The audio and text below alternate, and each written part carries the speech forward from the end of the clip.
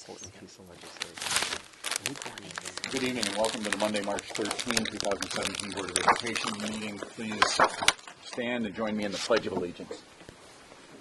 I pledge allegiance to the flag of the United States of America and to the republic for which it stands, one nation, under God, indivisible, with liberty and justice for all.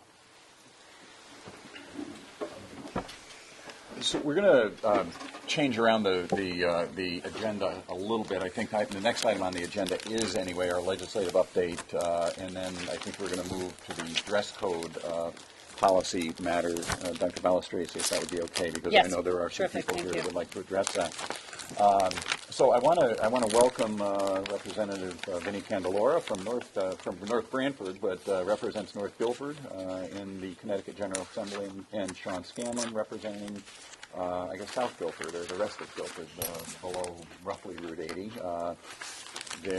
We deeply appreciate you being here. I know Senator Kennedy, by the way, called me about an hour ago, and he is the chair of the Environment Committee, and he said that they were still in a hearing and would not be able to get out for a couple of hours. As he assured me, and I believe him, that he would rather be here than there, but he is unable to be here this evening, and so I invited him to come to our April meeting. So, gentlemen, appreciate you being here and filling us in on what's happening in Hartford. Where do we begin? Representative Candelora. This is where seniority. Well, I could talk a little bit, being on the Finance Committee, I could talk a little bit about the teacher pension proposal, which I think has many towns concerned. The governor's proposal is to shift a third of the cost essentially to towns. Back in 2007, when the state borrowed $2 billion and put it into the teacher's pension, we were obligated, the state, to make 100% of the payments. So restructuring the pension, per se, would possibly violate those bond covenants. So I think what's happening is they're effectively going to be giving the towns a tax bill, as opposed to there being some kind of mutual payment into a pension system. And I think that's going to be problematic, just in substance and sort of technically. I think generally the people in the Finance Committee were not happy about that proposal, and I think it's going to, my guess is it's going to be sort of looked at and undone. And if there is reform, it's going to have to be in a more broader sense. Same as ECS, the Education Committee is looking at the education cost sharing grant formula, looking at more equitable ways. But I think, I think both sides are very concerned at this sort of shifting of aid from some towns to fewer. And so we're in the early process of the budget. One of the things I think the Education Committee is really working on is municipal mandate relief. So they want to give some towns cost-saving measures. One thing I know is they're putting a bill through to have the state purchase a software program that will be offered to all of the districts, so that when the districts are reporting and they have to make reports to the State Board of Ed, that they're going to be offering the software, so we don't have to be, I guess, the districts don't have to translate the information. So everyone would be sort of on a uniform system. So I think, I'm told that would provide significant cost savings. Other little tweaks, like not requiring administrators to be in PPTs, that would be optional. They could have other individuals sitting on them. That's another proposal that's being looked at. Making a regional school calendar optional as opposed to being required. And restructuring alternative education for expelled students, the 900-hour requirement. They're looking at redoing so the towns would have more flexibility in how to handle that issue. And then one of the issues was DDS placement. When children are placed in respite care, DDS is supposed to pay for the special ed costs. and there's a bill out there to require them to pay it because they're not paying it.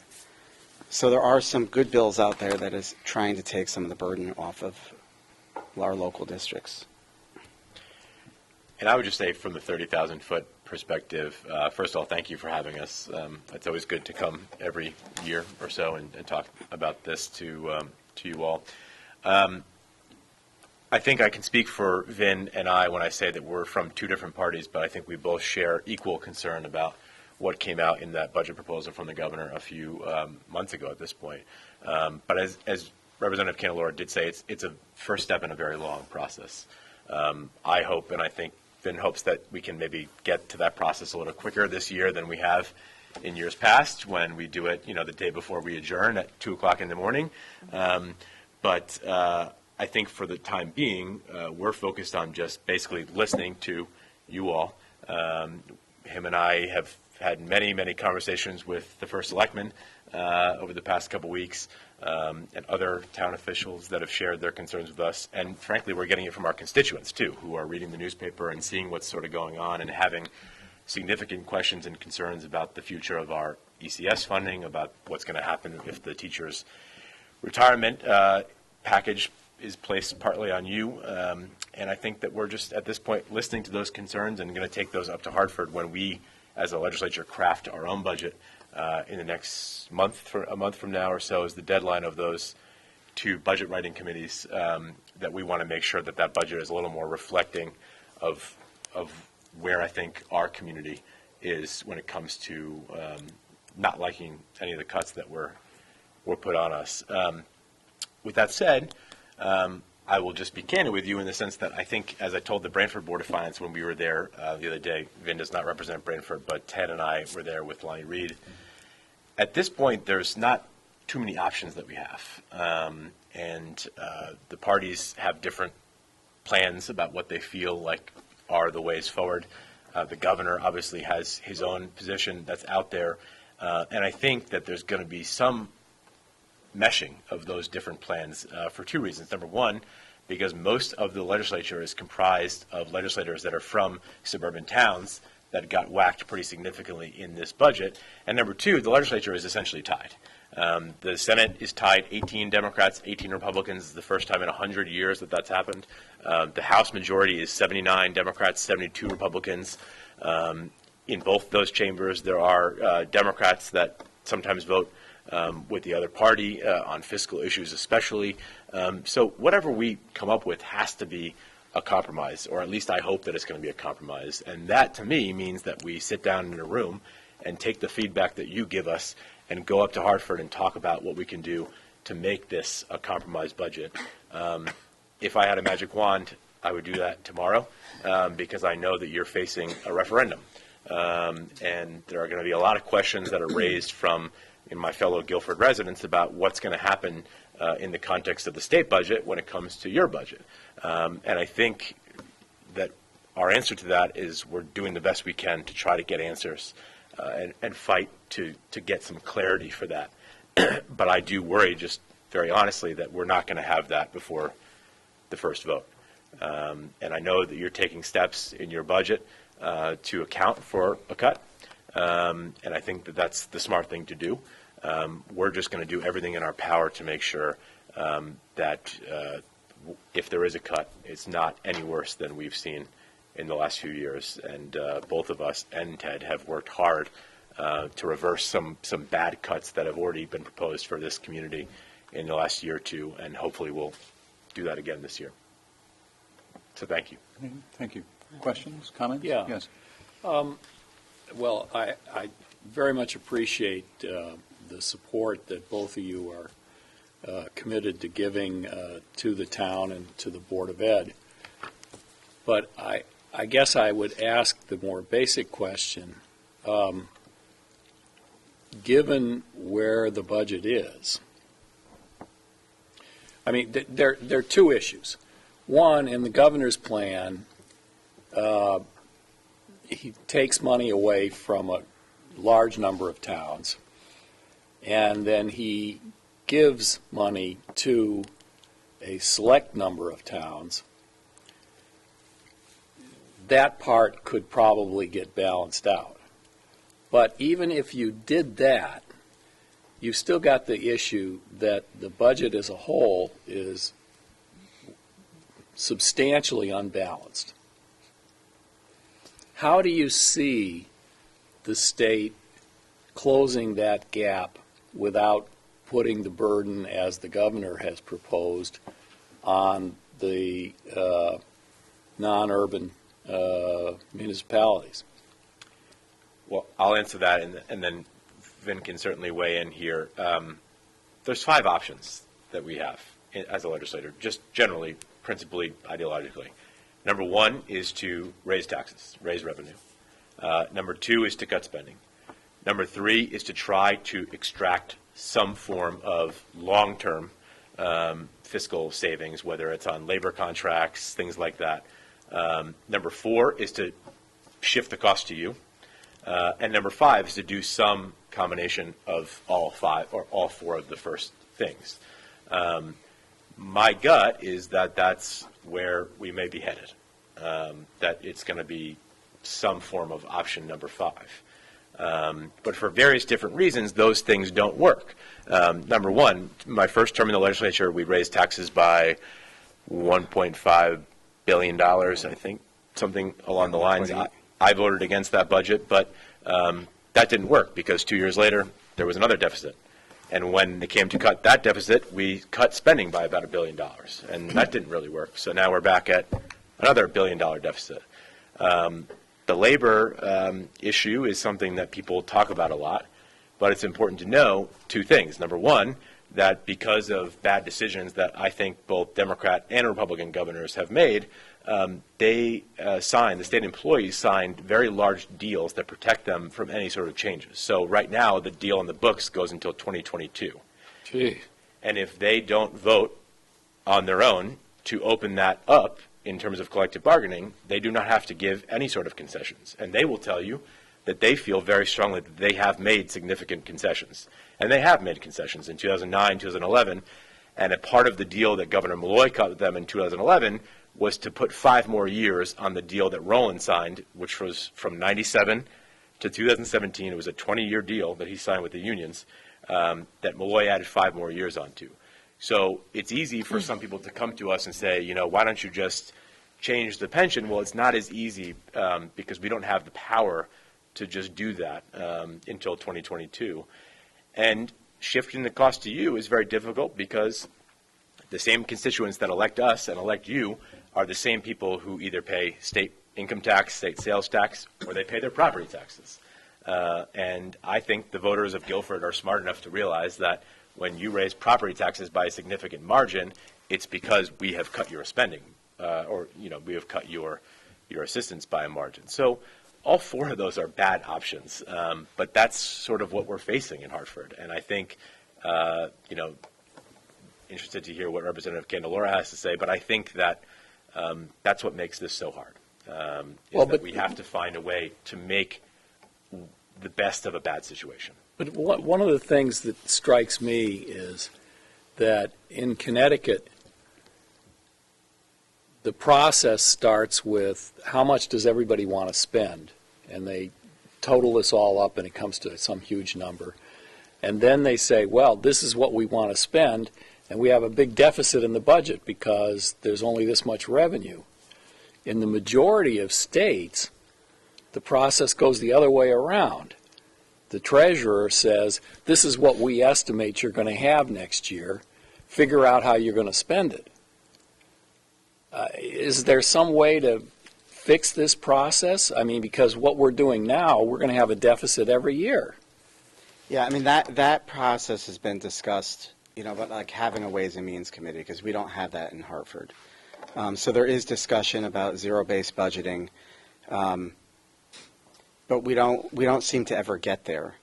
I think that right now this budget is being stripped down to its base by the Appropriations Committee, and they're really looking at every single option. As dire as it is, and it is dire, there are areas in the budget to look at. For instance, there's $800 million built in for salary increases, which is a large number. And you don't hear a lot about that. But there is growth built into the budget where in some areas we could strip it down. So, for instance, the governor's $1.6 billion of union concessions really is half of that, because there's 800 million built in of increases. So those are the things that we really need to look at. You know, as you pointed out, the ECS shifting, it's $300 million roughly of money that's just being shifted from some communities to others, putting a lot of communities in crisis as a result. You know, if that gets reversed, that takes away some of the blow. So those are some of the easier things I think we need to look at. But generally speaking, it is, you know, the budget is really being examined and stripped down and seeing, you know, what's left, where we can make cuts. Can I ask for clarification on so with the teacher pensions specifically, I mean, I guess the issue for us is that, you know, if we didn't have a say in how those were negotiated at the state level, why are we getting the bill for it? The question being, for the teachers' pension specifically, is there's a contract that goes to 2022? No, that's state employees. Okay, all right. Is So, what's in contract. well, how about teacher pensions? I mean, I emailed you, I think about this a year or two ago, maybe, that Connecticut is, you know, way behind the curve in terms of moving towards defined contribution compared to many other states around the country. Is that something we're looking at moving towards? So, I mean, that's one of the things that we do need to look at. Connecticut, the pension system is part of collective bargaining. So, like, when you look at Rhode Island, they were able to make changes to their pension because it was a statutory right, not a collective bargaining right. The teacher pensions is purely statutory. It is. I know it is. Yeah, you're right. You're correct. The CBAC, the state employees, is contractual, You're so correct. there's nothing you can do. Now, it's complicated. That, you know, it's Right. extraordinarily complicated. it's- Because you've got to do one of three things, right? If you want to, Connecticut's one of only 14 states where teachers aren't in Social Security, for Right. example. The legislature actually prevented teachers from voting on whether to go into Social Security after teachers in the 1950s rejected the going into Social Security. Then the General Assembly said you can't even vote on it again. Right. But you know, I think that Dr. Moore is right that we've got this defined benefit plan in Connecticut that's purely statutory, and where municipalities are not allowed to even opt out. Even Right. when the General Assembly set up the teacher pension system, New Haven said, we don't want to join this. We've got a great plan. And the legislature said, no, you're going to join. And part of the problem, I believe, it was tied into teachers striking.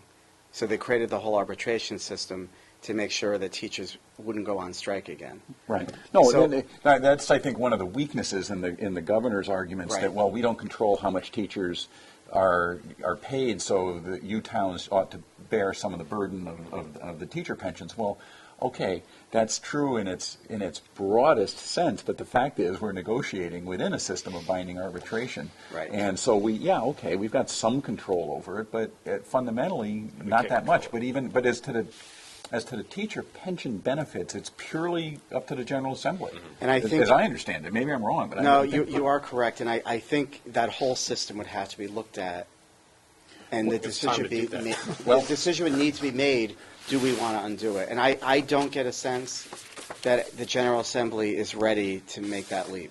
Well, I think we're going to, we got a statement from Joe Sarasulo, who is the executive director of the Connecticut Association of Public School Superintendents. I think we're going to, as a board, take a vote on this later this evening, where CAPS has recommended that instead of enacting the present provisions of HB 7050, that's the pension plan, that municipalities would pick up a third, that the act be amended to require the state to initiate a study of the teacher retirement system, specify a group that will have representatives of teachers, administrators, superintendents, boards, municipal governments, and those with proven expertise in government pensions, and charge the group with the task of recommending to the governor and the legislature by January 2018 recommendations for making structural changes in the retirement system that would make it sound and sustainable. I think, as a board, we're concerned that if all you're asking us to do is chip in to the kitty, if you will, and it's still a flawed system, and all it's going to, you noted that you spent $2 billion It's on amazing it. to me. Well, part of the problem with that $2 billion is, so when that was issued, there was an assumption that we would have an 8.5% return in order for it to make money for us. And I believe it's coming in around 2%, but we are still, and Mr. Sands, you were right, we're still at an 8%. They lowered it 0.5% last year.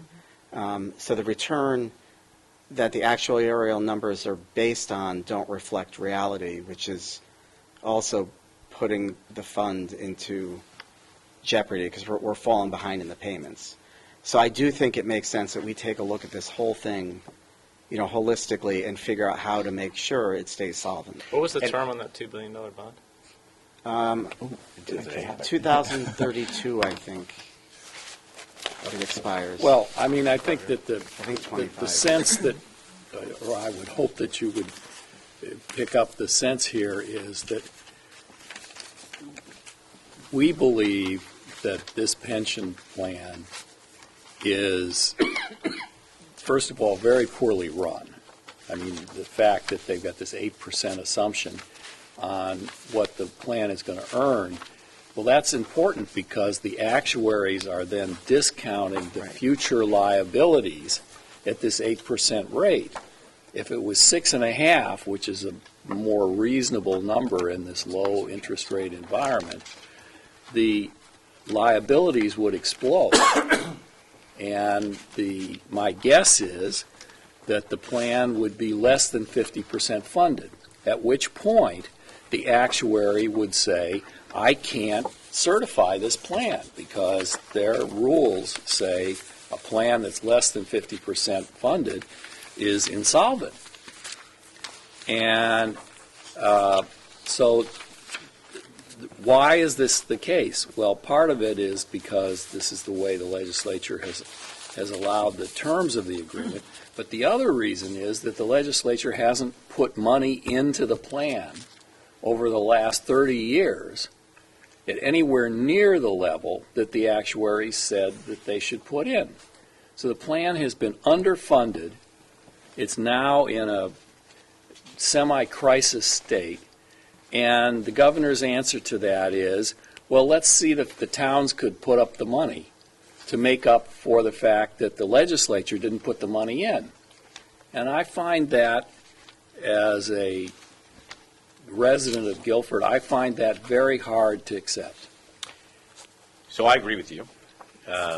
And I don't agree with the governor on every single thing he does, but I think one thing that you can give him credit for is the fact that he has consistently made payments into these pensions. No, that's true. Sean, that's true. But you are right, though, that both Democrats and Republicans between 1939, when we started this pension plan, and 1971, didn't save a single dollar towards this. And that balloon is coming to burst on us, and it's going to get even worse. Right. And the reason he's coming to you, and I'm not defending it, I'm just telling you the real reason why he's coming to you is because we can't afford it anymore. And it's only getting worse and worse and worse. And so you didn't make the deal. I get that. Neither did we, and neither did he. He's looking to you for help with a problem that he feels none of us created. And whether that's fair or not is what But we're I going don't to debate. understand Representative Candelaria telling us that there's no stomach to open up this, plan. Well, no, I think it does need to be looked at. But I mean, why is there no? I think that the governor's proposal, the good news is I think it put it on the forefront to begin the discussion. That's true. Right. Because To the I think up extent it's getting until light on then, it caught some people off guard. When the pension bonds were done in 2007, the fund was around 70% funded.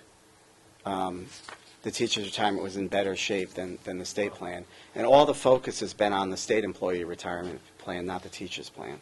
One of the reasons for that, though, is because the teachers are contributing 6% Right, towards the cost. There are a lot of state employees who are paying zero. right. And those Tier 1 retirees, the oldest retirees, the people that were there the longest, are the ones that are causing this to be as big of a problem it is on the state employee side right now. A lot of them pay 0%. So when you talk about reform for this, I think definitely- everyone recognizes Yeah. there needs to be reform. I think what we don't have the stomach for is shifting all that cost to the towns. There has to be more of a collective discussion to look at the entire system. Because if there is going to be restructuring and towns are going to be responsible, then there has to be reform on the other end to I control think it. that's what our. Oh, right, That's- and that's- the towns have to be at the Resolution. table, That's right. right? And perhaps to state the obvious, as if the transference of the cost, or a third of the cost of the pension, isn't kind of problematic enough for us. But it makes you wonder if it were to pass, and I agree, I think it's going to be a hard sell with most of the representatives from suburban communities, as you said. But is it more than a third the following year? Or is it, Right. I mean, this problem isn't going away, Because right? So for us, we sit here and try to figure out how to, if it actually were to come to pass, how to stomach that next year. But what does that mean for us the following year? Because as you said, this is not going away. And we don't even know the formula. We can't figure out how towns were apportioned that liability. So there needs to be a lot more dialogue on this, because that information is not forthcoming. And if there isn't a formula, then it could change from year to year. Well, but I think that Dr. Balistraci has raised a concern that is close to all of our hearts, which is that, we've looked at the excess cost grant, and we've looked at other grants, and they started at 100%, and then they went to 90, and then they went to 80, and now we're hearing 70, and watch out, next year could be 50, okay? Well, so now it's a third on us, and I guarantee you, 2 years from now, there's going to be a huge budget deficit and a big crisis, and you know what? We need to take it from a third to 2/3. And pretty soon, we're going to have the whole thing. I mean, it just doesn't make any sense to us. We agree.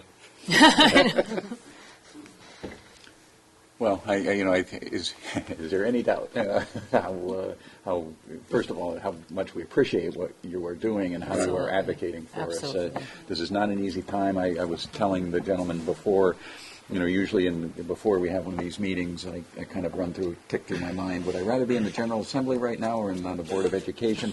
Today, I'd rather be on the Board of Education. Sure. This is, there is no easy out. There's no popular out. There's no out that doesn't have some pain for somebody or maybe for large groups of people. But we appreciate the advocacy that you are doing and how you are representing your communities in the General Assembly, and we will work cooperatively with you anytime you need somebody in Hartford to knock on doors or to present testimony or to twist arms or anything else. We will absolutely be there anytime you need us.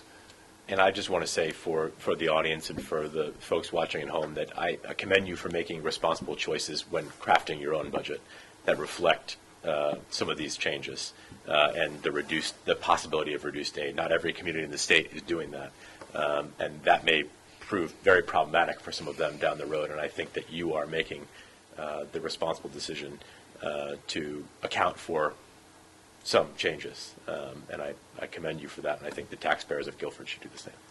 Before we let them go, though, and I'd say I was kind of browsing your stuff here, and it reminded me of what Jason talked about, I think, last week.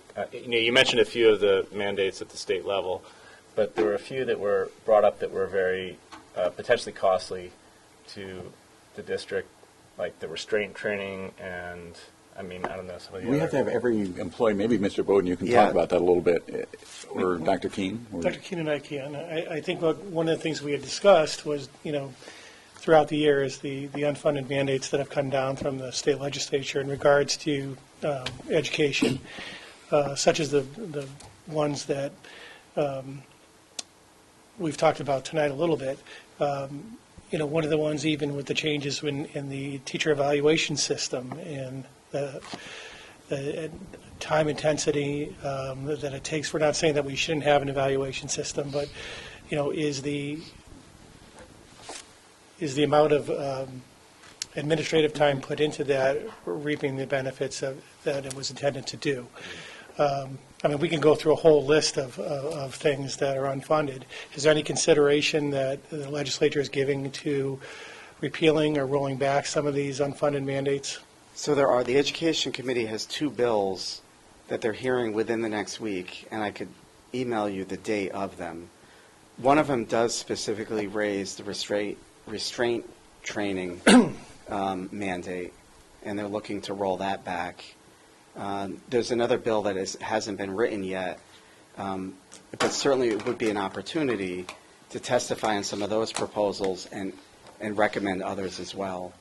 Because I do think that this year, I'm hopeful that there is a real concerted effort to apply a little bit more common sense and pull back some of those mandates that are overly broad, like that training one. I think that could save us money, and you're not sacrificing anything. But Jason, if you could send it to us, Sure. the list you have, I would, Paul and Dr. Keene are great about sending us some things from time to time. One thing that's important for people to realize is that I'm not on the Education Committee. Me neither. Neither is Vinny or Ted. And the way the legislature works is like we are burrowed in our own committee holes for several months, and then we come out of the committees, and then we find out about these other bills that have been raging in these committees for a while. So if we're not on a committee, it's always helpful to know at the front end so that we can maybe try to influence what's happening on a committee that we're not on.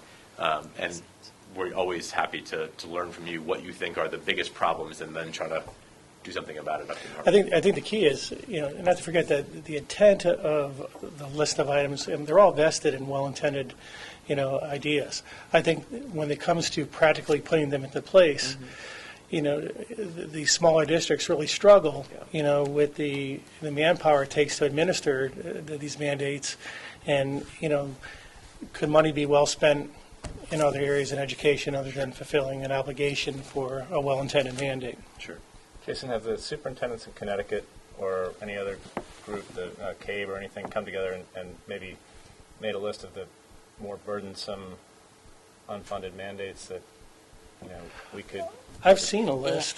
We have a list of all the state required trainings, and when you put it all together, it's about 6 pages long, and so basically, and a lot of them overlap. But we're trying to figure out, okay, how do we meet the letter of the law and do so in a productive way? Some of the things, and I want to go back to the restraint training because I feel very strongly that that's important, that you want people that are trained appropriately in case a child or an adolescent needs to be restrained. But I also know that a little knowledge is a dangerous thing, and to try to train 300 people and they have to have annual updates. Is that what the mandate is? Yes, everybody. Everybody gets trained? Every single person. And that worries me. I would rather have, a dozen really well-trained people situated in each building to be the go-to person rather than someone that says, oh, I've had my training. I think I'll go restrain. Sometimes it's hard. And, we're getting ready to talk about accountability tonight, and we know that the state classifies school districts in categories. And so it seems, and there are some districts I know that are struggling.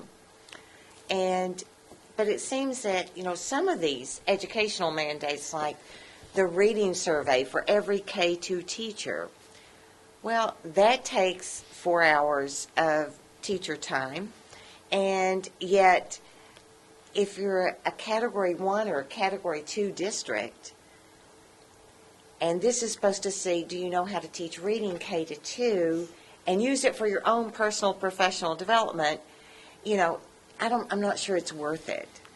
Certainly, those are just some of the things we do. The Data Privacy Act is a big act that we are trying to get our hands around and trying to figure out who's going to monitor that, who is going to make sure we have all the data contracts in place. So there are several new things this year, but there's a long, long, long list of just trainings, whether it is, bullying and sexual harassment. And I'm not saying these are bad things to do. There should be some annual updates and reminders for people, but we just keep adding them on. We never take anything off. And so if there's some way that, and I know several years ago there was talk about relief for high-performing districts. And, but it just never came to pass. We're not sure what that looks like, or haven't seen anything from that. Can I just ask a question? And probably the answer is both. You mentioned your willingness to try to get to education committee members. Surely it probably is as good for us to contact members of the committee via email, what would you suggest is, or is it better to have you representing I kind think it's of better our? to work through us. Yeah. I mean, Okay, if there no, are that's bills, good to know. What we can do is forward you the bills. I'll get the information that's coming up for hearing. It doesn't hurt to submit a letter, in support of those bills. Certainly, right. Even just via email. If you don't have time to go out and testify, a letter in support is helpful. Okay. Because when the reports are done, they'll see Guilford Board of Education member testified in support of it, and that Right. would help us advocate for those recommendations Okay. as well. Okay, simple. Okay, thank you. Okay, well, we should let you go, and I'm Thank sure you. you've got other Thank things to you. do, and, Go to the boys' ice hockey game. All So right. hopefully Excellent. they're winning. Thank you all. Thank you. Thank I appreciate everybody's patience. I know we've got some people here that want to talk about the policy committee recommendation 10.7 on revisions to the dress and grooming code. So, Dr. Balistraci, do you want to talk about that? Yes. Let me just say, by the way, Dr. Freeman isn't here tonight because he's at the Board of Finance meeting. The Board of Finance meeting to consider a budget to move forward to the town meeting is also tonight, and so we thought that maybe it would be good for him to go to that, have given someone that we there. needed to be here, especially in light of the General Assembly candidate or representatives. So I'm sorry. No, absolutely. So the policy committee met a couple of weeks ago and received and moved to the larger board both a policy and a regulation for dress and grooming. I think probably what most of us might think of as the dress code, which was kind of thoroughly reviewed and created by a committee that involved administration, student representatives, parents, and staff, I believe. And so what we have before us is the policy 5326, which it looks like the committee reviewed but made no changes to.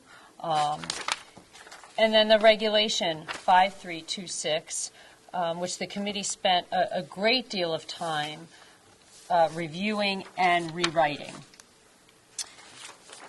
And I don't know, I know we had the Mr. Macenti and members of the committee talk to us about it at the policy committee. I don't know if we might want a brief kind of overview from one of them. That'd be Would you fine suggest? if there are people here. And I should also say, we skipped over public forum for topics on the board agenda. If anybody Oh, in sorry. the wants to address us on this particular issue, I'm happy to do that now. But if there is somebody from the committee that would like to, we can just do a quick overview. Mayor, Mr. Balistraci, you may be able to. Were you on the committee? Yes. Okay, well then you talk. That's fine. So So if you could just, I mean, I know you also have your student representative report, but if you could just talk about the dressing grooming yeah. policy, that'd be great. So the new dressing and grooming policy that we created, we were looking for a more positive outlook on the based on the dress code, and we wanted to make sure that everything was clearly defined and make it a lot easier for administration to enforce it. Whereas in the older dress code, I think, which was revised last time, 2007, things were a little more general. And so in this new dress code, we wanted to make it a little more gender neutral, a little more positive and more specific so that administration had an easier time enforcing it. Terrific. And I know many of us were at the policy committee meeting when the dress code committee presented this to all of us. This is a receive item tonight. We right, will it is, act yes. on it Okay. next month. But certainly, we have members of the committee here. We have Mr. Masenti here. Brendan is here. If people have questions at this time for any committee members, we can certainly ask them. Does any member of the committee want to offer any views about the regulate? Please, come on up.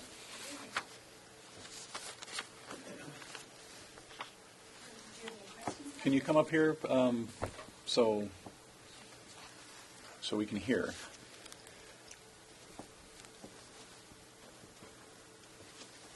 Thank you.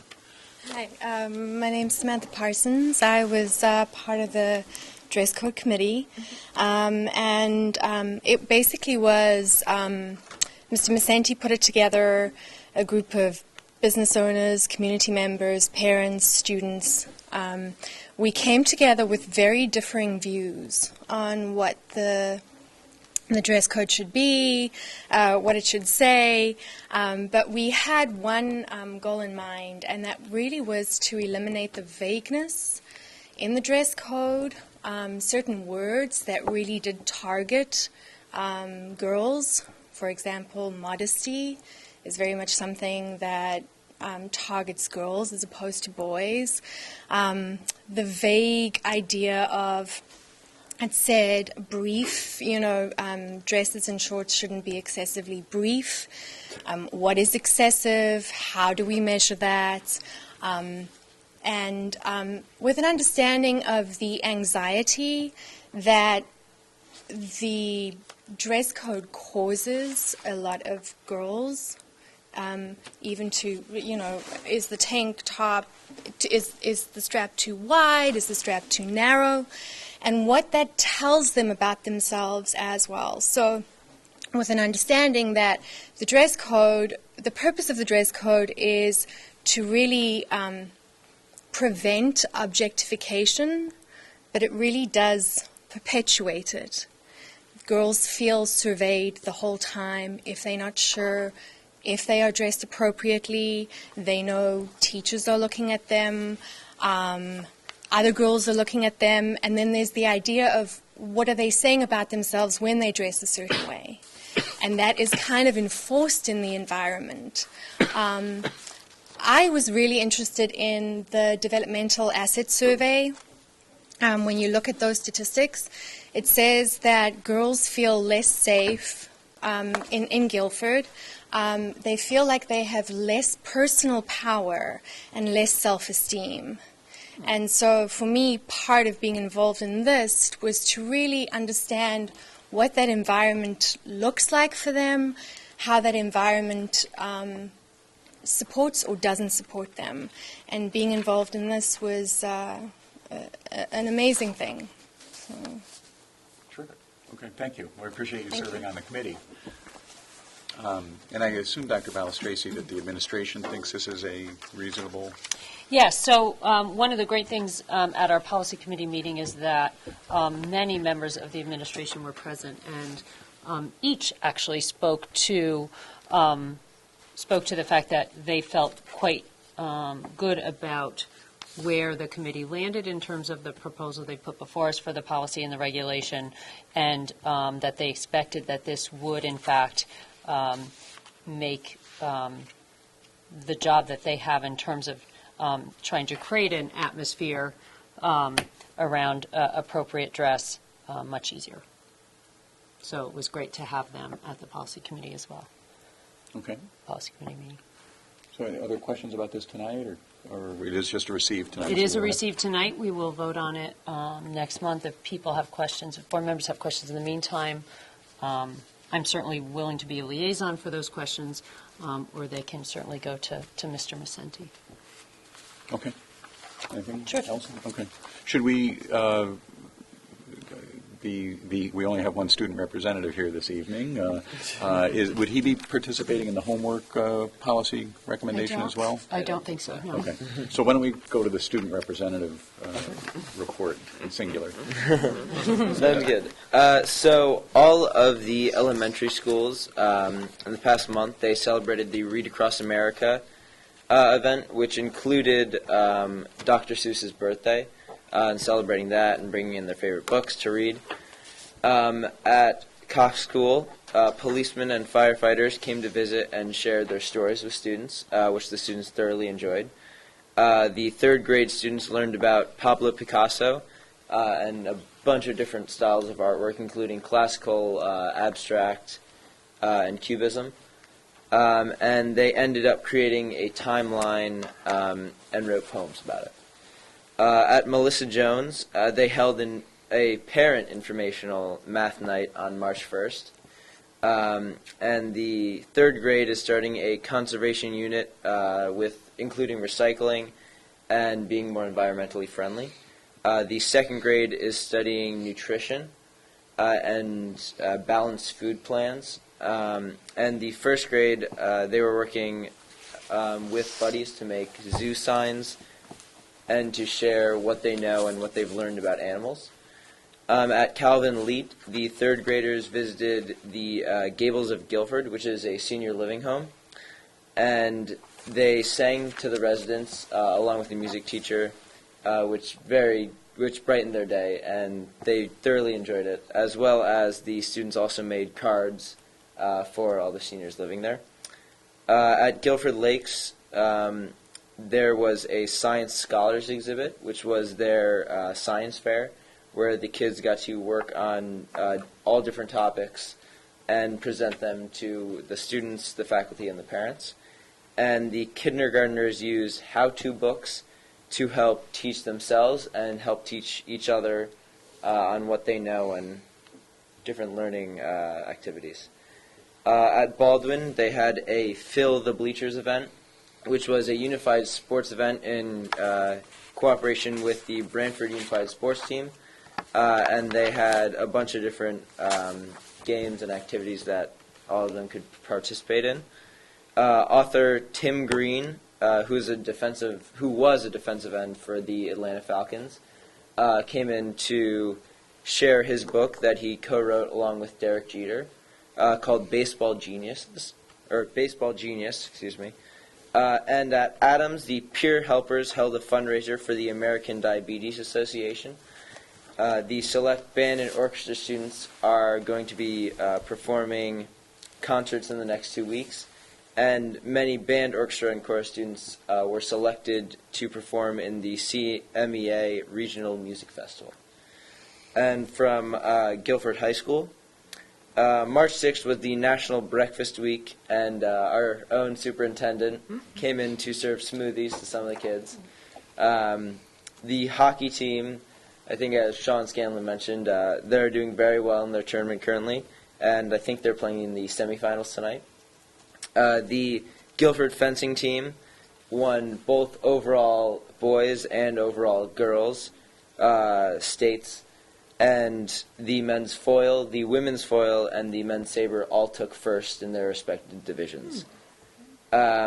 And Sweeney Todd premieres next Thursday at the high school, which I'm sure everybody's excited about. So it's Thursday, a week from Thursday. Yeah. What is that, the Thursday, the... 23rd? 23rd. All right. 23rd.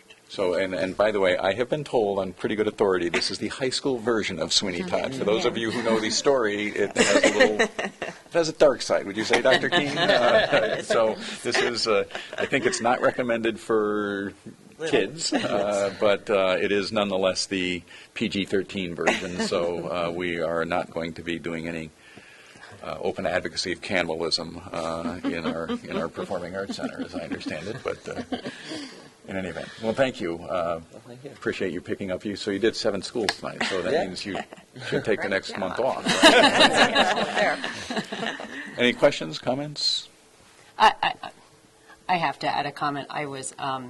We have wonderful sports teams doing very, very well this season. I was at the fencing state championships on Saturday. It was a remarkable achievement. We are the only school in the state of Connecticut that had all 6 squads. So we have a boys and girls foil, epee, and saber. The only school in Connecticut that had all 6 squads make it to the team championships. And as you heard from Brendan, they did remarkably well. It was a Terrific. great day. Congratulations. That's Great day. excellent. Okay, well, I guess I would say go home and get some homework done, but I don't think you're going to.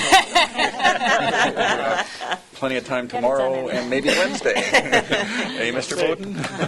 Not your call this time, right? All right. Thank you. All right. Thanks, Brendan. All right, so let's try to get back on track here. How'd you like this happen, Dr. Moore? What do you Put me next to you Yeah, this I time. guess. It's terrible. You're distracting. All right, let's go to item 4 on the agenda is action on the February 13 minutes. Is there a motion to approve those minutes? So moved. Second? Okay, changes, corrections? All in favor? Aye. Opposed? February 27 workshop meeting, a motion to approve. So moved. Second? Any changes, corrections? All in favor? Aye. Okay. Item 5 is public forum for item topics on the board agenda. I think I invited some of those already with a dress code, but if there's something else, feel free. Nobody coming forward? All right. Ms. Renner, you are the reviewer for the month. It is my turn, All yes. Yep, the expenditures for the month of February were $4,747,456.18. And that is very, very consistent with where we were a month ago. So right now, we're at 58.15% of our budget for the full year. A year ago, we were 59.86, so our spending is a tiny bit slower than it was last year, which I don't think is meaningful. We were in basically the same spot a month ago, and as a month ago, a couple of our categories, the employee benefits category and the supplies and materials category, were both slightly ahead of where they were last year. Again, consistent, no red flags that we're aware of. Probably the most interesting thing that happened during the month financially was that we did receive the first of 2 payments of the excess costs grant from the state. This is where the state funds significant costs, special education costs for particular students, where the total cost is calculated to be more than a high multiple of what our typical per student cost is. And we've been watching this number because we're curious as to what level the state will have funded. We budgeted to have received 75% this year, and as things have progressed, we were not comfortable that we were going to get that percent.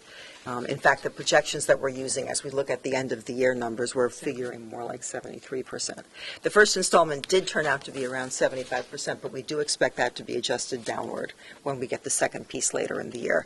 But it was good to have that in. And we discussed the warrants, which are the actual bills. We discussed those in the Finance and Operations Committee at great length. So if there are any specific questions about items in the warrant, I'd be happy to try to address them. Okay, so is that a motion to approve the expenditures for the month of February? Yes, it is. Is there a second? Second?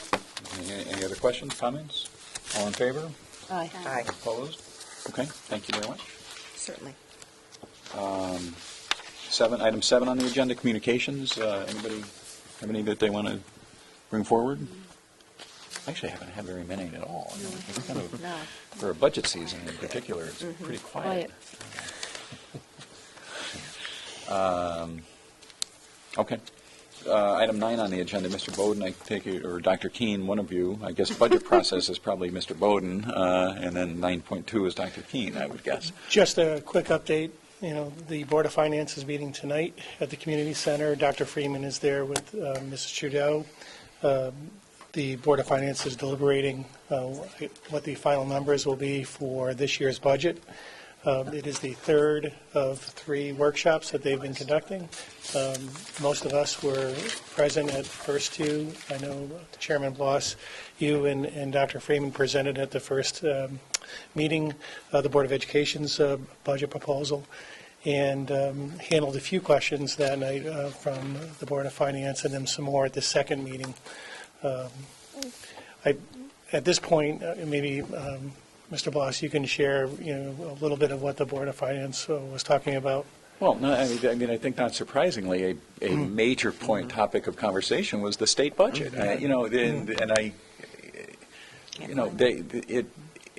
It's just hard to know what we should do as a town when there are so many things up in the air that we have no control over. And I think what Mr. Mazza said on behalf of the selectmen and what I represented on behalf of the Board of Education was that we get that there is a level of uncertainty with what's happening, and we understand that there are state revenues that may or may not come in. There's state expenses that may or may not happen. I think we heard again tonight. This is not for the first time that the governor's proposal is just not likely to happen, and there are towns that are crafting budgets based on the governor's proposals. That's the one extreme, which I think is irresponsible, because ultimately I don't think the governor's proposal is going to be enacted. The other extreme is the whistling past the graveyard approach, and where some people are saying there are going to be no changes at all. I don't think that's a particularly responsible approach. But then what we've tried to do is to take into account that there are going to be some changes. We don't know exactly what they're going to be, but to tell voters that if the Board of Finance passes a budget forward to the town meeting that has a certain expected tax increase, that's what it's going to be. And it's not going to be something else. That if there are major changes or even modest changes, we're going to make them up in one way or the other without sending out supplemental tax bills. And I think the Board of Finance accepts that would be a responsible way to go. But there aren't a lot of other alternatives right now, frankly. Without having a better idea. I think Mr. Candelora before the meeting said that the Appropriations Committee doesn't even report a bill out until the week before our referendum. And then if they report a bill out, that just means that a majority on the Appropriations Committee supported it. It doesn't mean that it would pass the Senate. So it's a very, very strange system we're in. We chatted about this right before the meeting, and the Board of Finance is going on right now. And the question is if they're going to reduce our proposed budget any further, which I understand there's, I guess, some rationale maybe to thinking about that in tight fiscal times. However, I mean, to me it seems like when you do that, you're just asking the town to approve, less money for expenses, right? So that when and if we end up getting a lot less from the state, then we're that much further behind. So I guess, I don't know what they're going to do, but it doesn't make sense to me, to cut it any further. And I guess the take-home, hopefully to the voters, is that, we have to pass this budget in order to maintain, our level of commitment to the district. Because we're not going to get more money from the state. I So think that's fair to say. No, we're going to talk about performance in a minute, I guess, and that's the benefit side of the cost-benefit analysis. I will hold Guilford up to just about anywhere in the state of Connecticut with the value for the cost. And we're going to. I know, and maybe I don't want to get too far ahead of things, but we're going to be sixth in the state of Connecticut on the state's performance standards, accountability standards, and some of the towns ahead of us spend. Well, one regional district spends, I think, $12,000 a student more than we do. Now, it's a very small district. I don't want to get carried away, but so they're going to have greater per student costs, but. There is a point, and you're right about this, Dr. Moore, you've said this, there is a point where failing to fund priorities results in changes in performance. It has to, whether it's class size or whether it's the instructional coaches or whether it's and extracurriculars, special ed support. there are no coincidences, and as we talk about their performance, it didn't just happen. It happened because we made some good investments in professional development. We made some good investments in small class size, full day kindergarten, and it would be a shame to see that stressed. But anyway, you're right. We need to make sure that the referendum is people are aware of it.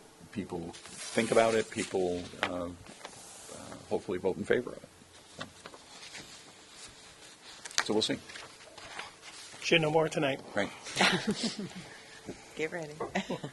Right. And I will say though that there were really not very the public that Very was at the Board of Finance meetings there. I don't think anybody spoke against our budget. I think there were a couple of people.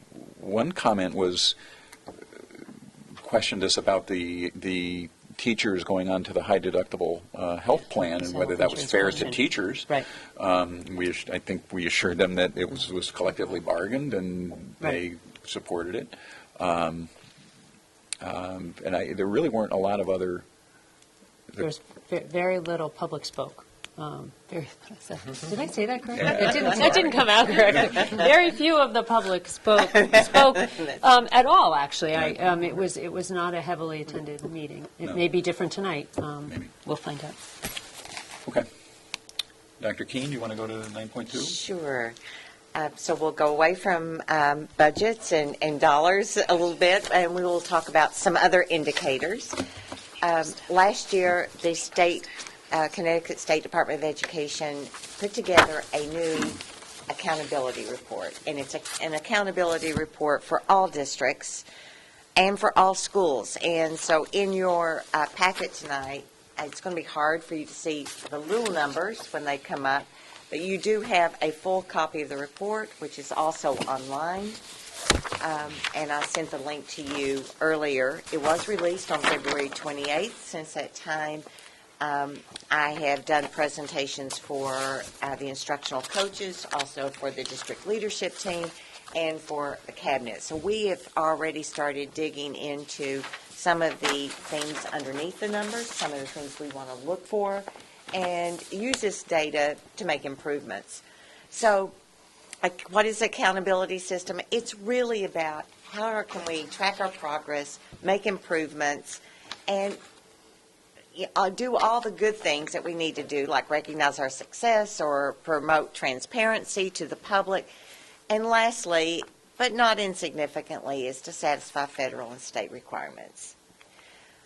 So this particular accountability is really a broader set of indicators that will guard against narrowing the curriculum or putting all the responsibility on a small set of teachers. So it really goes to a broader set of 12 indicators, and they include academic achievement. We've always had that as an indicator, but also academic growth. And last fall we talked about, now we have a growth index. And last year, of course, we didn't have that because you had to have from one year to the next, and each individual had a growth index, and then the percentage of kids that met their growth index would be figured in that. The participation rate, we've talked about that a lot, and that is an indicator, as well as chronic absenteeism. Now, all of these that have a little mark beside them, it means that we are accountable for all students, and we're also accountable for high-needs students. So there's a little H. And those high-needs students include students with disabilities, students who are English learners, and students who are eligible for free and reduced lunch. So not only are they're being counted in the all category, but those subgroups are also pulled out and counted again in high needs because they're wanting to make sure that you're meeting the needs of those kids. Other indicators include preparation for post-secondary and career readiness coursework.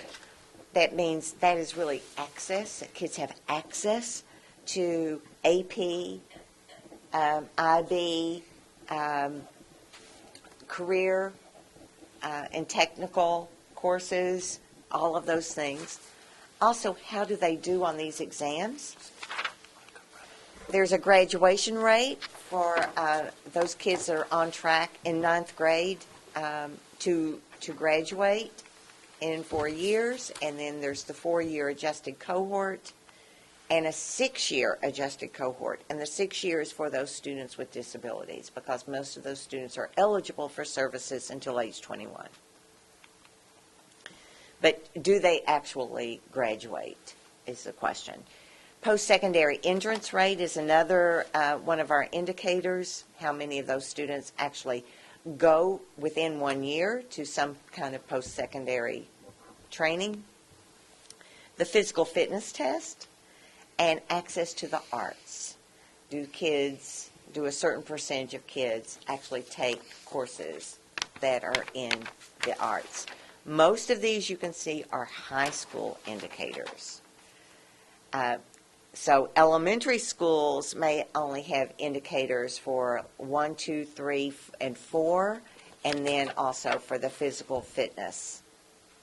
High schools have all of them. Middle schools have the same. I think they also have the arts access and the on track.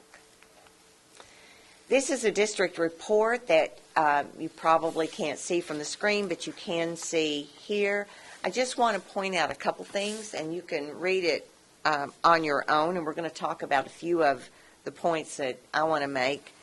But the actual accountability index is a combination of the percentage of points earned on all the indicators, and that is in this next to the last column. In the last column, you will see the state average index rate. So, and you can see what the target is in the second column. So you have our index in Guilford, what our target was, so how many points were possible, and how many points we actually earned, and then the percentage of points earned. So I made a slide comparing last year's report to this year's report so that you guys can kind of see where we've gone up or where we've stayed the same or where we've gone down. So I went back to the 2014-15, and you really can't compare the accountability index number because, remember, we didn't have any growth figures last year. But you can look line by line and see, okay, so we stayed about the same for all students for our ELA performance, our English Language Arts. We were within 1 percentage point for our high needs students in English Language Arts, and they were pretty high to begin with. We went up a little bit in mathematics, which is good since we've been focusing on that in that area. We also went up a little bit for our high needs students, but it's still nowhere near what we would like for it to be as far as our accountability is concerned. Our science performance was about the same as it was the previous year for both all students and high needs students, even though it is not near where we would like it to be, but there was no really up or down. We did go down in chronic absenteeism for our high needs students, and that is a real major sticking point and a discussion point that we have been having with all of our administrators. Chronic absenteeism means students who miss more than 10% of the school year, so that's more than 18 days. And we do have a good number of students, and so we're looking for ways to improve that number. So we have fewer students who are chronically absent, because if they're absent, they can't be, it's very, very difficult for them to keep up with their peers. We did go up a little bit in our preparation for college and career readiness, the percent of students taking courses in high school and passing the exams. We went up in both of those areas. Mr. Macenti worked really hard in that category from the previous year. Our six-year graduation rate did go down a little bit. And that's a really tricky one because those are for high-needs students. Those are for students who do not graduate within 6 years for whatever reason. And we're looking into that more closely. So we know that some places give them a certificate of completion and not a diploma, or they haven't met all the criteria of the minimum state requirements for a diploma. And so we are looking more carefully at that. But that kind of gives you an indicator of some of the work that we've been working on now, looking at have our efforts paid off and what new efforts do we need to make. There are big pieces here. Achievement gaps or graduation gaps are important because if a school or a district is in a particular category in the state and they have a gap, then that means they're going to drop in the category. If we were a Category 1 district and we had a gap, we would be automatically a Category 2 district. Define a gap. A gap is, the difference, well, I'll show you right here. The difference between non-high needs performance and high needs performance, we subtract that and we get the size of our gap between high needs students and non-high needs students. Now that number won't match all students because they're taking out the high needs. Now it's just non-high needs and high needs. You're getting the max number, thank goodness. So we were 75, but in reality, if you remember going back for all of our students in ELA, we were at 80.1. So that would have made the gap even bigger. So 75 was our target. So if it is above the target, your only counts for the target and the difference to how your high needs students are doing, because Connecticut has been working very hard over the past 10 years to reduce the achievement gap, since it is one of the greatest achievement gaps in the nation. So so you have to have at least one standard deviation, the state gap, and one standard deviation. And if that is correct, if you have that size of a gap or greater, then you have a yes instead of a no, and you do have a gap. I don't know if that made sense. If you can see our language arts performance rate, our gap is 10.1, which is pretty good. The state gap is 16.5. In math, our gap is 17.3, and the state is at 18.9. That's a little bit too close for comfort. Yeah. So that we have already identified that we really need to work on that gap. Science, the size of our gap is 12. And the state gap is 17.2. And this is at the bottom of your page, so we haven't been identified. We don't have an achievement gap in Guilford by the state definition. Also, the participation rate is here. We pride ourselves very much in every area except for science for high needs students. We were 99 or better, and that one was 98.9. So we have a very, very high participation rate because we believe that is more accurate, and we really work hard. And that is indicator number 3. It's not listed on your little chart going down the line, but it was when I listed the 12 indicators. So that is important. So when right now, we're looking at all of our district reference group and how did we do on this broad accountability measure, not just test scores, but also including attendance, physical education scores, access to the arts, all those things that are listed. And we looked at all the schools within our Derby, and Guilford is third. Trumbull is first, and Greenwich is second, and Guilford is third in our reference group. How did Madison get so low? That's probably a good question for me.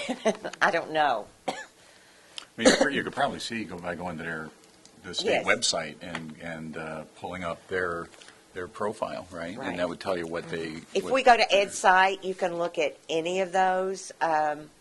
And I would have to do some analysis. I don't know what analysis that they have done, but I would have to look deeply into their report to see, where their numbers are, low.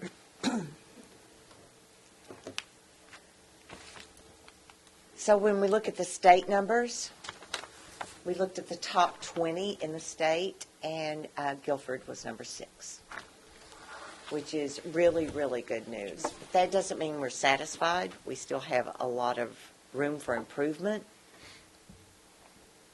Well, we were asked this question at the Board of Finance meeting, how does this compare to where we are? Just if it was pure demographics, where would we be on this? And we would be somewhere in the 20s, right? We'd be 25th, 28th, somewhere around there. Somewhere around. Pure demographics. So this is reflective of performance above what you would predict based purely on demographics alone.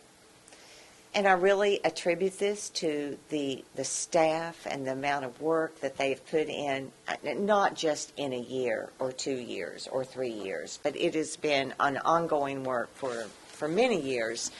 And it's also about focusing. And we have really tried to focus and not just do every single new thing that comes down the pike, but really think about what we're doing and knowing why we're doing what we're doing and focusing on it very, very carefully. And sometimes that's hard because everybody has new ideas, but I think that the focus has really helped us achieve. So that's 4 Fairfield County towns. Region 12 is Washington and Roxbury, which I think is Litchfield County, but it's, might as well be Fairfield County, Yeah. right? Yeah, It's right. a very nice area. Now, this is only K-12 districts. I did not include, there was a couple districts ahead of us, but they were only like maybe a K-6 district. So you can't really, you have to look at apples to apples. So this is comprehensive K-12 districts. There might have been a charter school in there, but it might have only served pre-K to grade 2, so only thing that counted for them would be attendance, I think. So that's for all K-12 districts. That's outstanding. Yeah, very It's good. exciting, it really is. And I look at how much better we could have done, and I'm like, there's no reason we couldn't have been at the very top, and we shouldn't even be satisfied then. So when we looked at the academics, we think our strength is we have language arts, math, and social studies curriculum have recently been aligned to new standards. Instruction and assessments have all been aligned there. An opportunity is we need to reduce the achievement gap for our high-need students in mathematics. There's just no question about that. And we are working really hard. We're starting work on math intervention. We're reviewing, and you'll see, we're reviewing some of the program pieces, our student goals in mathematics for our high-need students. We also have an opportunity to revise our science curricula this year. And we've already started putting together the committee right now so that we can align it with the next generation science standards and assessments. Our science scores are not really good, and we're not happy with them. And it is a test that's aligned to 2004 standards. They haven't changed it. The state adopted the next generation science standards, but the new science test will be out for everybody in 2019. So This say that year again. and What- next year, we will be field testing and piloting some items. I don't want to go back and try to fix the 2004 test. I want to work on what's coming. Say that again. The 2004 were The tests that we take now, the CMT. the state tests. State tests Okay. in science Yeah. at grades 5, 8, and 10 is aligned to the 2004 science standards. Which we've been told you can't. Well, Well, which we We've haven't moved way been. past. We've moved way past that. Correct. Correct. And so I don't want to say to teachers, go back and No. do those things, because we're moving on to new standards, and we know that that's going to help us in the long run. But we still need to pay attention to science. And every time we do a curriculum review, we also look at resources, we also look at our professional development, we also look at instruction in that area, just like we've been doing social studies all year. And so that means we need to pay attention to that in science, and we are. I think you heard it tonight when Brendan was talking about some of the stuff, and he was talking about a recycling unit and the environmental science unit and the animal unit in grade 1. And then at Lakes, he was talking about the Science Scholar Night and, the science fair. So you heard a lot of science, and I don't know if you were hearing it with science ears, but of course I was, because I was really in tune with that. Our strengths and our talent is that we do have an instructional coaching model that we think is working well, and it's supportive of teachers, and we know it's ongoing, on-the-job professional learning in literacy K through 6 and math 6 through 8. And we have instructional support for our school leaders through a rigor review that we have a monthly learning experience for all the leaders, because we really believe if our school leaders are really on top of instruction, that teaching and learning will be better in our schools. Our opportunity is we want to expand coaching in mathematics for grades K through 5, and we think that will make a big difference, even with our high needs students. Our culture and climate, we have strong relationships between students and teachers. When we look at all of our school climate surveys, that came out on top. We've talked about that before. We need to hold our colleagues accountable for quality teaching and learning in our PLC, so we've been working on that all year. How do we make PLCs more effective and efficient? We need to engage families in the value of attendance, particularly for our high-needs students. And we need to develop interventions to identify and avoid student stress and anxiety, because we've identified that as one of the reasons that we have some chronic absenteeism issues. In operations, we've also identified some things that we have automated a substitute teacher and staff attendance system, because if teachers are in attendance, then there's more productive learning going on. We regularly review our staffing based on student needs. It's a continuous conversation so that we can be as efficient with our hiring and our FTEs as possible. We also think it's, a cost efficiency too. We want to automate some other systems, such as purchasing, budgeting, and payroll at the school level. We've already begun the process, but we have an opportunity to really get it down to the school level. And to record and monitor students who miss instruction by leaving early. These are just some ideas that we said, okay, we've noticed some things. These are some things we want to work on. They do align a lot with our district priorities for this school year. When we say we want to increase the quality and quantity of mathematics instruction for students with high needs, examine their goals, provide professional development for staff, and reflect on the implementation of instruction. We want to plan for and provide intellectually and personally challenging, stimulating, engaging tasks to all students. We just had the engagement conversation at our workshop last month. We thought that was very valuable, and we'll also could play into a lot of these pieces, even the chronic absenteeism, if kids are really engaged and want to come to school. And, of course, our big focus is how do we embed the high leverage practices during instruction. Every single report from the state, every school, every district is located at the State Department website.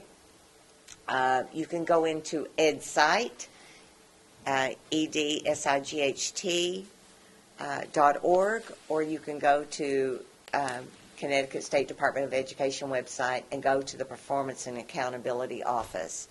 And that will take you to EdSite, and you can look at every school that I gave you on any of these reports. I've looked at several. I've tried to sort and rank. And that is just a relative number, and I don't want to be happy with just saying how did we do compared to everybody else. But I know we're going in the right direction. I don't want to let up. I want to keep the momentum going. And but if anyone has any questions about the accountability report, I'd be happy to try to respond to them. I am having individual principal meetings, one-on-one. We're going through their reports individually. We're talking about plans for improvement. They're talking about how it fits into the district plan. So they're very much invested in this as well because they want their schools to do well. Yeah. So thanks for that report. I think actually it's pretty good news overall. Yeah. I just wanted to bring into the conversation, at this meeting, what we talked about at our last workshop meeting. And I don't know if there always has to be a tension between achievement and the anxiety stress side of things. But I would like to see us think seriously about some of the recommendations that Jenny Fredericks made particularly in terms of assessing Measuring. over time, and for the board to have an opportunity to weigh in on some of the questions that we're asking over time, and to make sure that we're at least tracking that. I mean, I know it's hard to have a consistent.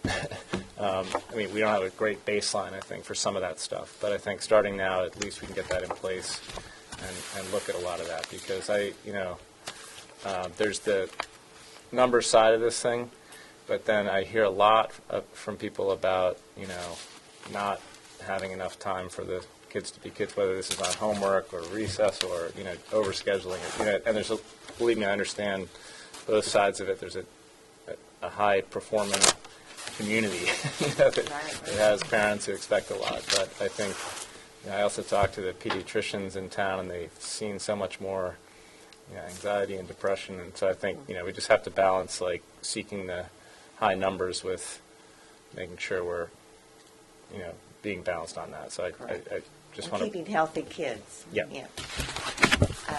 We're working on that. We can see that. We've seen an increase in that chronic absenteeism, and we know that that's one of the causes we've already identified, and we will continue to work on that. So if I can make a suggestion, maybe, when you had the slides about, what did you call them, opportunities, needs for improvement in English, right? Mm-hmm. Can we get a report back on what you're doing on those, saying what would be reasonable? 90 days or? Absolutely. At least to say, and here's our game plan. Yeah. Right. I mean, Oh, yes, definitely by the end of the school year, we'll be there, because we're going to be working on this, using this data, and we want to see, how it's going, and we will have concrete plans in place. These are just opportunities for us to look at by analyzing the data. Okay. Well, I think it would be helpful, and maybe we could devote a workshop session to trying to figure out how to bolster our science education. Because I have to say that while overall this was an excellent report, and I think the staff should be commended for the excellent work they're doing, but it does show that there is a gap between what we're doing in English language arts, and we're making progress in math, but the laggard is the science. Right. And Well, I think that we need, one of the things that comes to mind is we have embedded professional development for an extended period of time, we've had it in English language arts. We're just starting it in math. We don't have it at all in the science area. No, The sci- or in social studies. But I think that if we just need to really pay attention, we need to look at the next generation science standards. We need to update, revise our curriculum. We have a timeline already developed. We should be finished by, well, we're hoping you will receive the revisions at your December 11th. Next December 11th, you should have everything to you, and we will But roll out. maybe before December, we could have a workshop Oh, where absolutely. you guys could explain to us because we've spent a lot of time working on English, and we spent a lot of time this year working on math, and the results are starting to show. But this is the first time, at least that I can remember, that we've really focused on this science thing. I'd be And happy it, to. and it shows that that's an area that we're not up to par on, and we need to figure out what to do. And I think we'd all like to work together on that.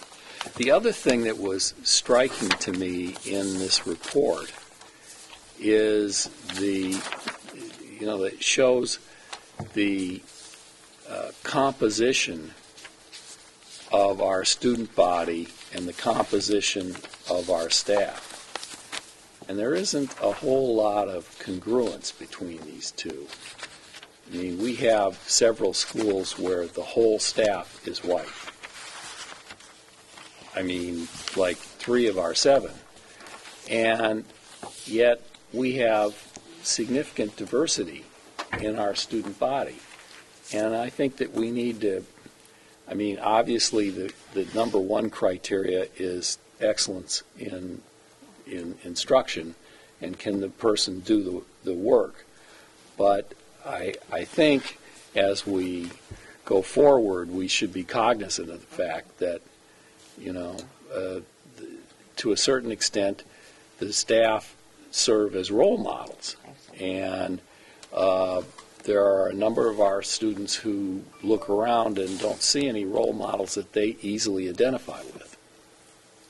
And minority recruitment has been, ever since I've been in Connecticut, an issue around the region. And I don't know if you want to speak to that any way around staffing or around our applicants, but I know we have a minority recruitment requirement, and We cast a wide net, and, we are in the same boat as other districts around us.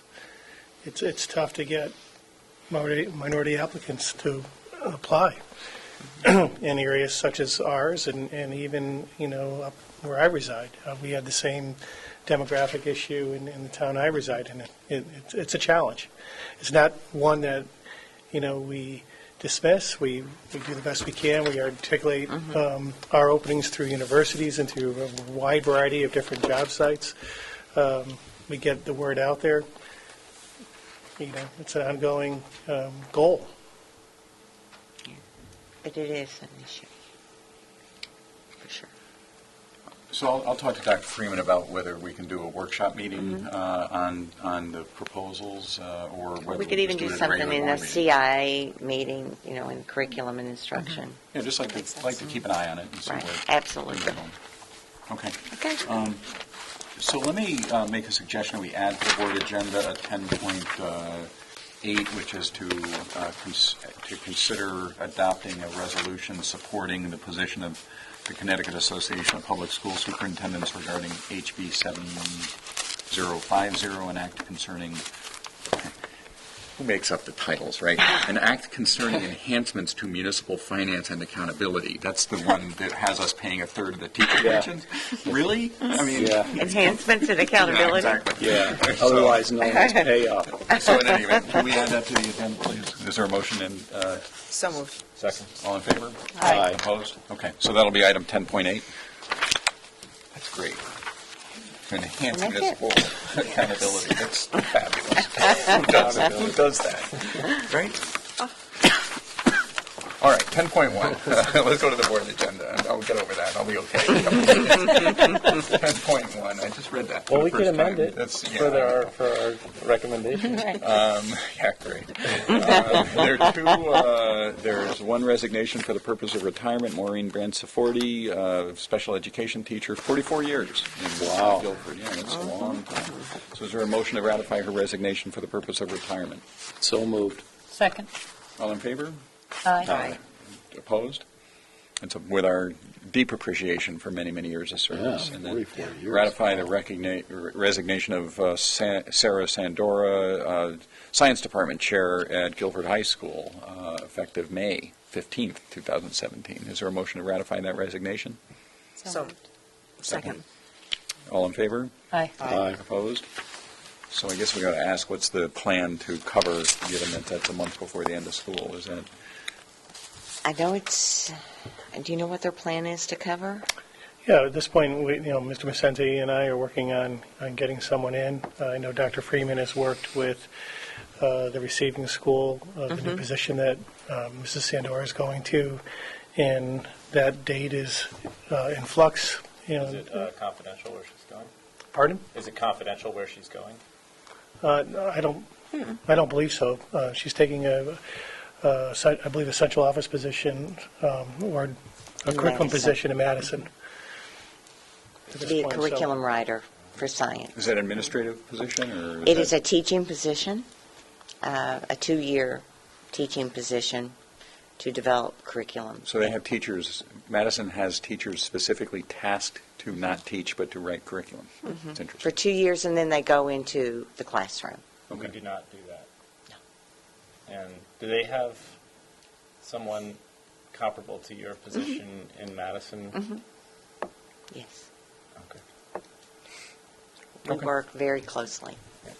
Just to finalize that Yeah. one piece, that her position is posted, and we're having an ongoing analysis of applicants for that position.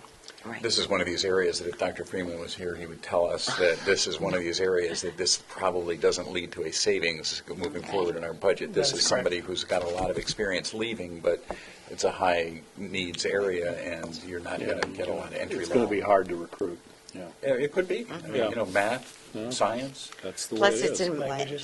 there's an administration piece in Well, I here. was just going to say Right. it's a All right. department. Can I ask on that first resignation, it says August 31st, 2016, is that correct? That's For gotta be- Maureen Bransford. That should be 17. Yeah, that's, Yeah. right. Thank Okay. you. Right, so that's, if the motion didn't say August 31st, 2017, that's what it should have said, so we will note that. All right, 10.2, non-renewal of non-tenured teachers, and it says there's an exhibit. I didn't get an exhibit. I Is didn't. it- I didn't get an Okay. exhibit either. Is that just all of the non-tenured teachers? I have one. I You get do? mine, well, I get mine hard copy. Oh So I yeah, have it wasn't in the email. Okay, so it wasn't attached to the email, so there Plus, are, these are teachers that were hired in one-year positions. for one-year positions? Correct. Okay, so then I guess I'll just make 10.2 a copy, I'll attach this to the minutes, I suppose, and I will provide that to the secretary. And so there are 3 one-year positions Correct. that we are not renewing. When we hired them, their hire letter said that they'd be non-renewed at the end of the year by the board because they were filling in for teachers that were on leave. I see, okay. Okay. All right, so is there a motion to non-renew those 3 non-tenured teachers? So moved. Second? Second. Any discussion? All in favor? Aye. Opposed? Okay. Sure. So these are, for example, maybe a teacher was out on a sick leave or a... Sick leave, Maternity maternity leave. Maternity leave, okay. Okay. 10.3 is to act on the textbook recommendation of World History and Geography Modern Times. The book is there. We did look at it last month. We've had no Anybody? one from the community came in to look at it. Okay. All right, any questions, comments? Is there a motion that we, what are we doing, approving that textbook recommendation? So moved. Second. All right, any questions or comments? All in favor? Aye. Opposed? Okay. 10.4 is to approve a $3,067 donation from the Guilford High School Netminders Booster Club to the boys lacrosse team to pay for the salary of an assistant coach. We do have an exhibit on that. Is there a motion to approve that donation? I move that we approve it. Second? Any discussion? All in favor? Aye. Aye. Opposed? Okay. 10.5, same thing, same dollar number, $3,067 donation from the Guilford High School Baseball Booster Club to the Guilford High School boys baseball team to pay the salary of an assistant coach. So moved? Second? Questions, comments? All in favor? Aye. Aye. Opposed? Okay. We've received, I think we've already talked a little bit about the profile and performance reports. I'd suggest that we just receive that tonight, and if we want to talk about it, by all means. These are the specific school-by-school reports. We Right. could either talk about them at a board meeting, or we could talk about them at a workshop meeting. I don't want to cut, if anybody has any comments they want to make now, or questions they want to ask now, that's fine. The But only thing I would suggest is that you think about these. These are what used to be the SSPs, Right. the school profile. Now they're called profile and performance report. There's one for the district and one for each school. I just want you to kind of pay attention. This is the really big picture that includes finance and some of the numbers and the demographics that Mr. Sands was referencing earlier. But please note that this is for a 15-16 school year, and everything that is finance, including the per pupil expenditures and the total expenditures, will be for 14-15. Right. It lags behind exactly a year because of the audits that have to be conducted. So when you're looking at these numbers, they don't reflect the same year. Okay. And sometimes that kind of gets confusing. okay. All of the dollars are from 14-15. All of the other demographics are from 15-16. Hopefully in the future, we're supposed to get these in November. They are posted on the same site as the accountability reports, and the accountability reports are in here as well. So it's just a receive, and I think that would be the best way so you can have a chance to look at it. And then please let me know if you have any questions. We are going over these carefully as well. Is that okay? Does anybody have any questions or comments about them tonight? Okay, well, if we can just put them on an agenda Okay. in the relatively near future, maybe next month, right? Okay. Just do it. Okay. 10.8 is the new agenda item, and that is. I'm sorry, Mr. Boss, I'm sorry. we do have a Oh, I'm sorry. You're 10.7. right. No, I just want to quickly. 10.7.3, Yes. which is the homework Right, policy. so this is again a receive.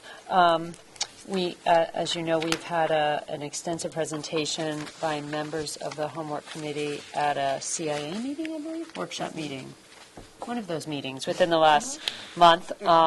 This, again, was presented to the policy committee when we met 2 weeks ago. Again, a receive item. I'm not sure it requires further explanation. I think we've gone over it pretty extensively, though I certainly welcome questions or comments at this time, and then we'll vote on it next month. That's fine. And I mentioned this at the presentation to the policy subcommittee, and I was on the homework committee, and we're continuing to work on the report that we hope to have available. And actually, Gary Kazan's not here, nor is Paul at this point, but I mentioned this before. After talking with some people who reached out to me about the policy, do believe that it's important that the board include language on the purpose of homework that mentions appropriate quantity. We talk about quality and the purpose, but I think, appropriate quantity, that's always debatable, but I think it's something that the board should support. So I will be, prior to a vote on the policy, submitting a recommended amendment to that. And I just wanted to make the board aware of that. Did the committee talk about that specifically, that type of language? I was not, the policy committee. Yeah. I believe that, excuse me, I believe that it was a discussion among many that we had when this was presented to the policy committee 2 weeks ago.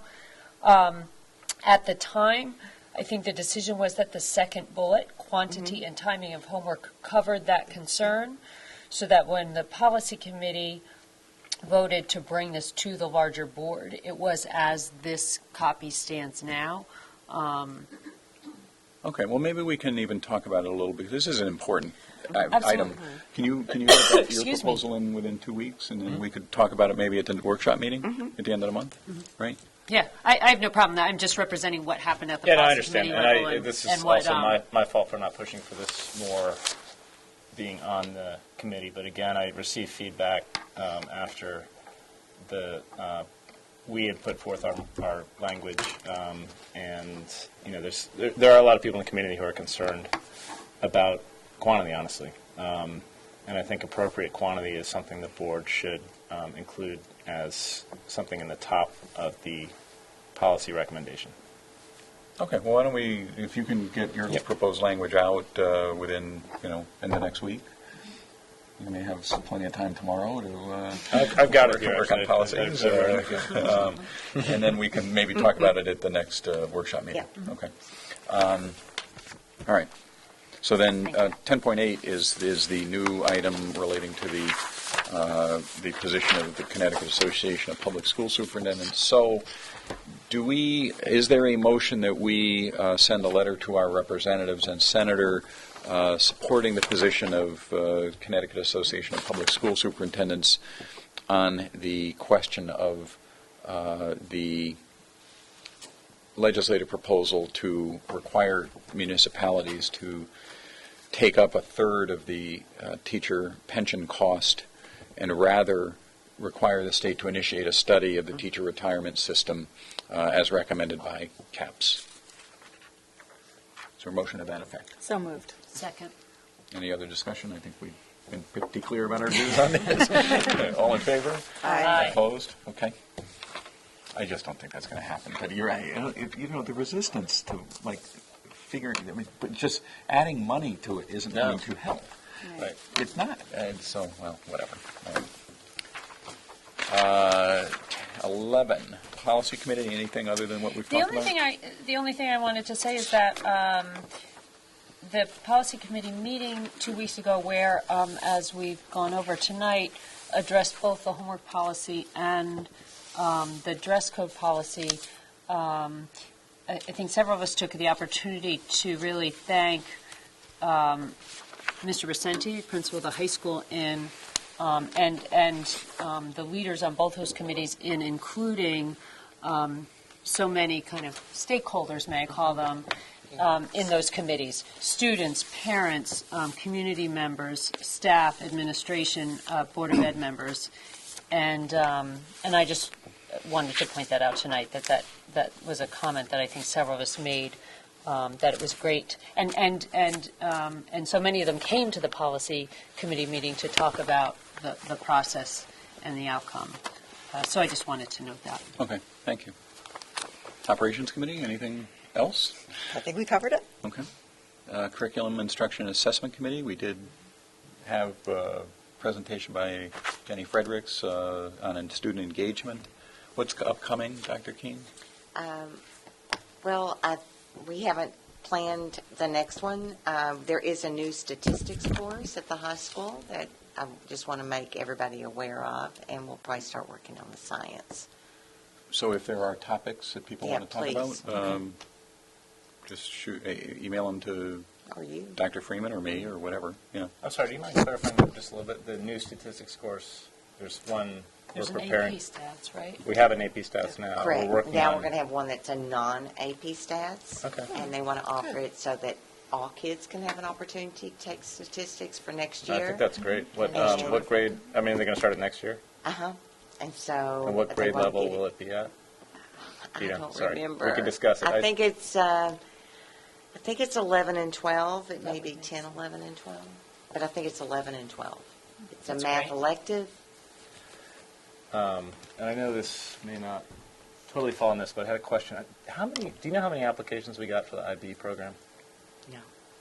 guess Rick's. They not certainly went out, because I can here. speak as a consumer on yes. that. Because I believe they were due on March 7th, so I was interested I to can know. certainly find out for you. Yeah, I'd like to know, I mean, Yeah. both as a parent and a board member. And also, if they know, and this, I guess I can ask through the school, but what the process will be for determining, like, how many they're going to take or not take, and, you know, how we're going to work that out. Have you heard anything about that? No. I have not.